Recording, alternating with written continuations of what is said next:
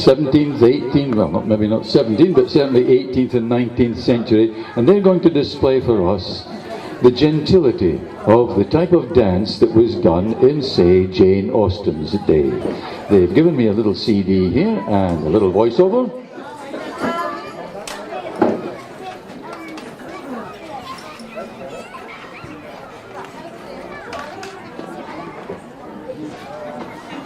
And Dense Kaleidoscope with Anita as the boss today. Here she comes. Young Anita at the back, getting themselves organised. Here they come.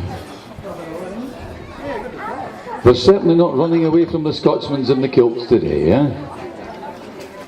You ready to go then, Anita? Okay, now, just a little background. It says here, social dancing in the 17th, 18th and early 19th century in England was not mythical, magical or mystical. The dancing was a conversation and movement as well as gestures and words in which all could be involved and where subdued actions were a sign of good breeding. It represented the equality of people and sexes in the society of the new ruling group that developed after the suppression of the aristocratic society by Cromwell.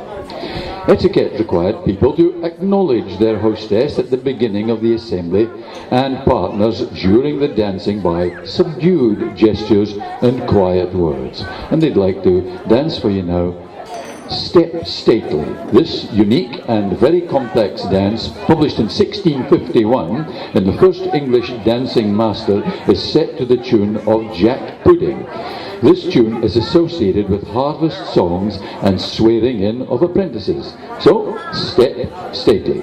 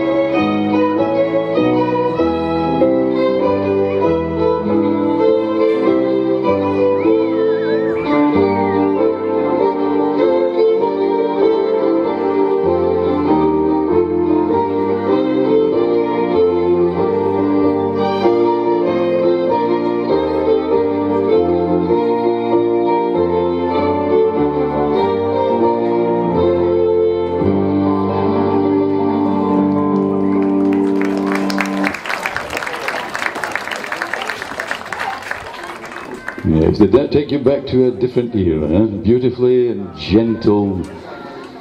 Yes, the next dance that Dense Kaleidoscope would like to demonstrate for you comes from a place called Ramsgate in Kent. Kentish towns on the point, the Ramsgate Assembly it's called, and it says Kentish towns on the point of land north of Dover, Ramsgate and Margate, developed as resorts with the vogue for sea bathing at the very end of the 18th century.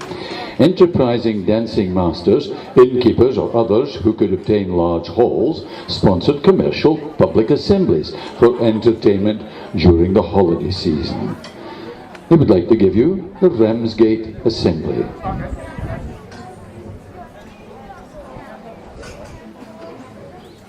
Ready, Anita?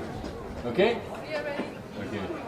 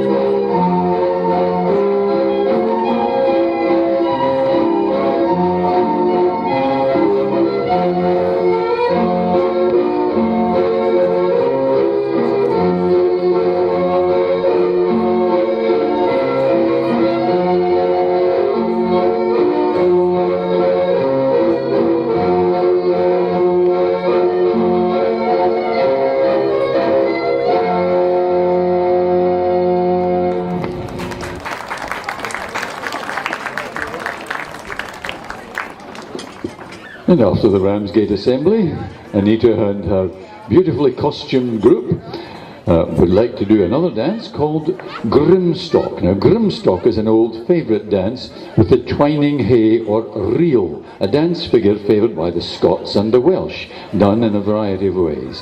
The name comes from a village in the west of England where the Celts hung on after the Saxons invaded. So, when they form up, we'll press the right button here and give you the old dance of Grimstock.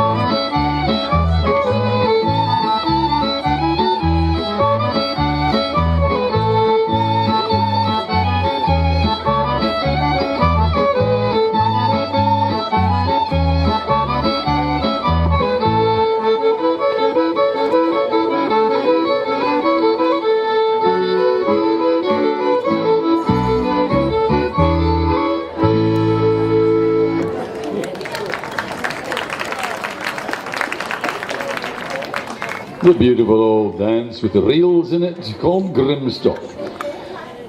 The next dance that the Dense Kaleidoscope would like to perform for you is called Sun Assembly. A Sun Tavern was located in High Holborn, next door to Daniel Wright, an instrument maker and dance book publisher. Perhaps this establishment had a large room for dance parties, hence the Sun Assembly. A room in a pub, in other words. There is a shortage of ladies prepared to dance, but in the 17th century it was permissible for two men to dance together. But two ladies had to ask permission of the hostess.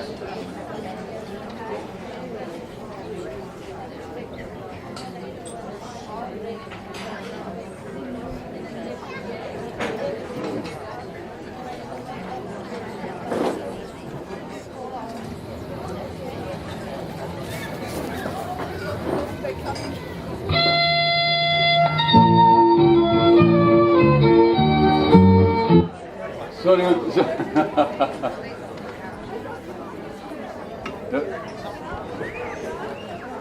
Ready to rock and roll? Ready.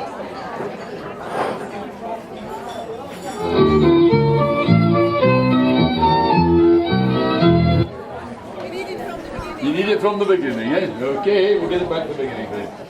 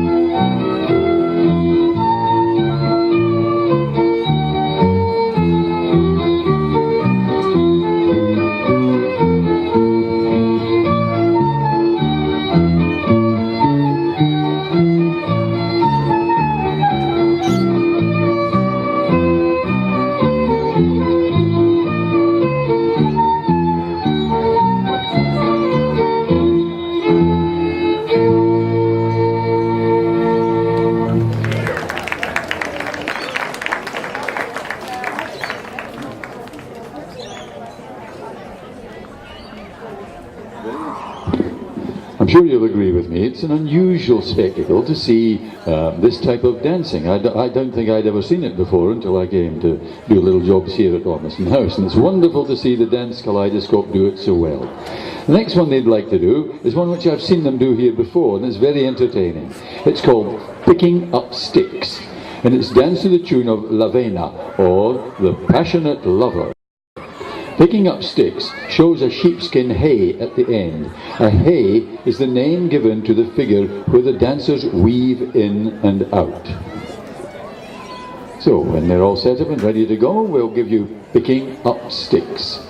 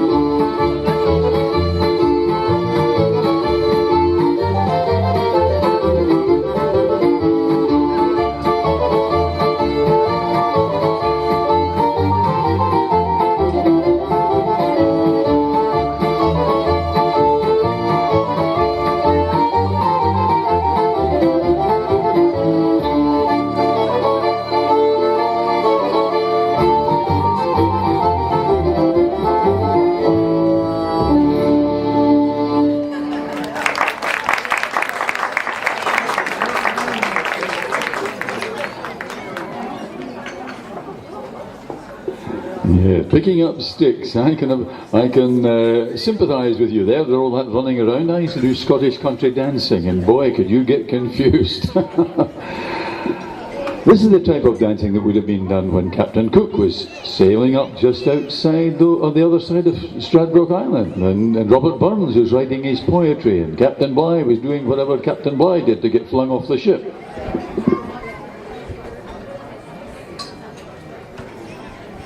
Anyhow, Dense Kaleidoscope would like to conclude their programme today by dancing a modern dance in the old style. It's called Bunch of Fives and was composed by a lady called Pat Shaw, a dance researcher to whom the Dense Kaleidoscope owe a great debt for preserving the dances for them to perform and for us to enjoy so much today. So, ladies and gentlemen, the Bunch of Fives.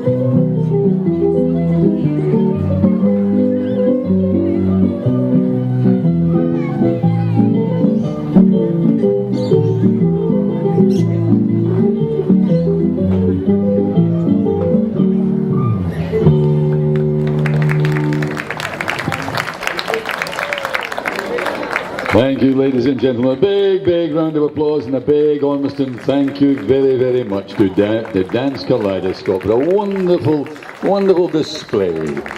Thank you to the genteel ladies and the genteel gentlemen. Thank you so much. And if any of you folks would like to get involved in that, I'm sure that Anita and any of the lads and lasses of Dense Kaleidoscope would be only too interested and only too glad to give you any information you should require. Now then, the next group that's coming on, with no further ado, are a bunch of very, very handsome gentlemen over on my left-hand side here, and they go by the name of the Bayside Barbershop Singers. Now, if you've never heard barbershop singing before, you're in for a great... Oh, yes. 4 parts, male,